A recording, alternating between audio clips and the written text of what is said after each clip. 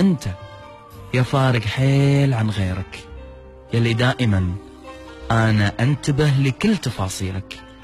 أنت بالذات لك شكر خاص، لأن أنت اللي تتحمل كل ألم، كل دمعة، كل حزن، كل هم. أنت اللي تحملني في أسوأ حالاتي وتحبني في أفضلها.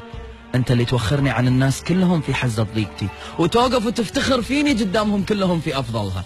أشكر الله عليك وأشكر الله عليكم.